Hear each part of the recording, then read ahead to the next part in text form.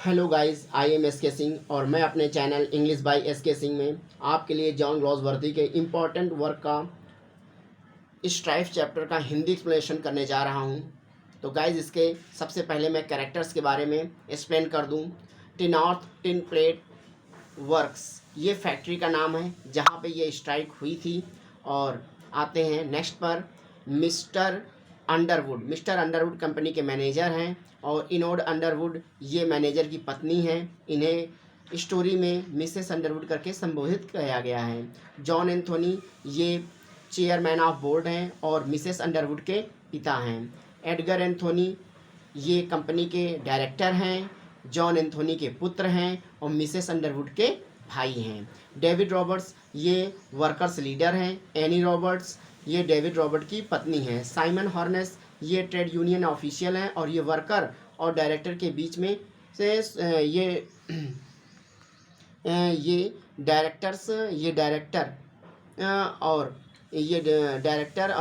Director और worker के बीच में सुलह का कार्य करते हैं।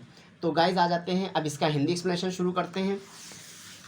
तो देखते हैं स्टोरी। यह स्टोरी 7 फरवरी टिनॉर्थ टिन प्लेट वर्क्स का है।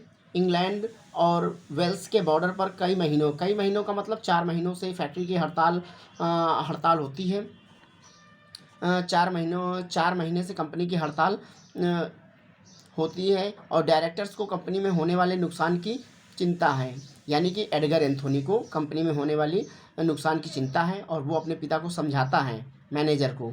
और एक board meeting manager of work के घर में आयोजित होती है और साइमन हॉर्नेस ट्रेड यूनियन का प्रतिनिधित्व करता है और वह कहता है कि वह व्यक्तियों की ज़्यादा मांगों को कम कर देगा, परंतु तुम्हें यूनियन की मांगों को पूरा करना होगा।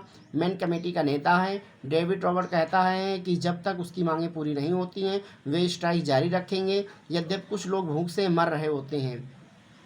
यह एक विरोध होता है कंपनी के चेयरमैन जॉन एंथोनी और रॉबर्ट के बीच। कोई भी हार मानने को तैयार नहीं होता है।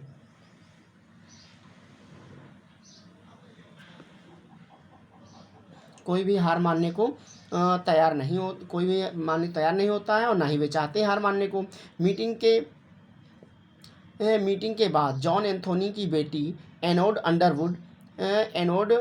अंडरवुड्स और मैनेजर की पत्नी अपने पिता से बात करती हैं कि उसको मजदूरों के परिवार की हालत से दुख है और रॉबर्ट की पत्नी उसकी मैड है।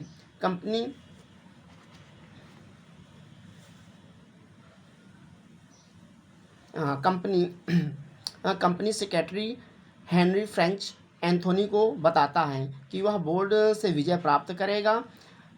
एनेड रॉबर्ट के कैटेज पर जाती है और उसकी पत्नी एनी रॉबर्ट से बात करती है कि वह और जिसे दिल की बीमारी है, कि समझाती है कि वो अपने पति को समझाए कि वो हड़ताल को ख़त्म कर दे। लेकिन उसी समय क्या होता है, रॉबर्ट अंदर आता है और वो एनिड को उसे समझौता करने के लिए कहती है, परंतु वह टस से मस नहीं होता है और एनिड कुछ हेल्प लेके भी उसके लिए आई होती, वो उसको भी नहीं लेता है।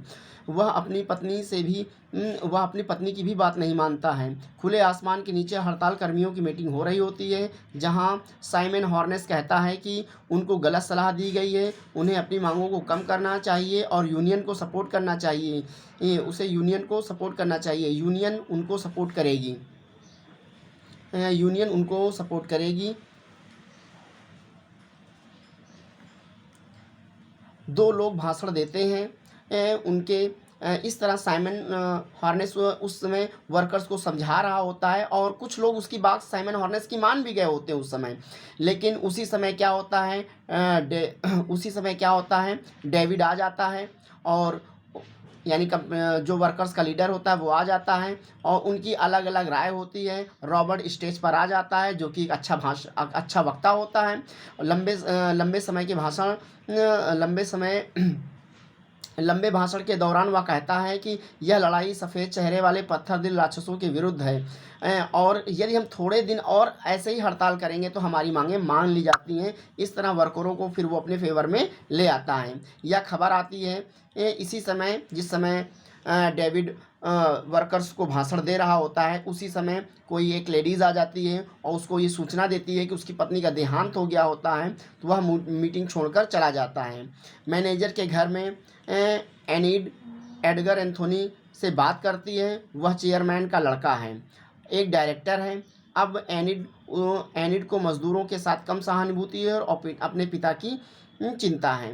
वह कहती है कि उसे अपने पिता का सपोर्ट करना चाहिए। एडगर एंथोनी जो डायरेक्टर होता है उसकी सहानुभूति लेकिन वर्कर्स के साथ होती है। फिर उन्हें समाचार मिलता है कि मिसेस रॉबर्ट्स की मृत्यु हो गई है।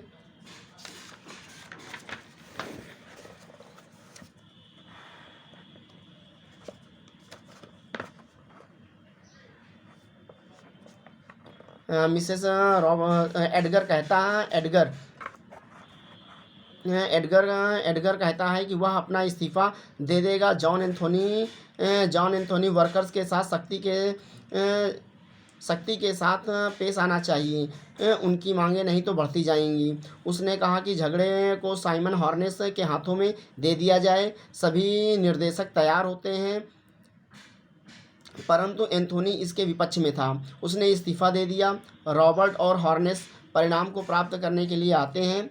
रॉबर्ट अभी भी इसके विरुद्ध है और उसे पता चलता है कि उसको और एंथोनी को बाहर निकाल दिया गया है और एग्रीमेंट वैसा ही है जैसा हड़ताल के पहले था। तो गाइज़ इस तरह इसका ये हिंदी एक्सप्लेनेशन मैंने आपको बताया है। तो गाइज़ मिलते हैं नेक्स्ट वीडियो में, तब तक की आप इनकी प्रैक्टिस करें। Thank you guys.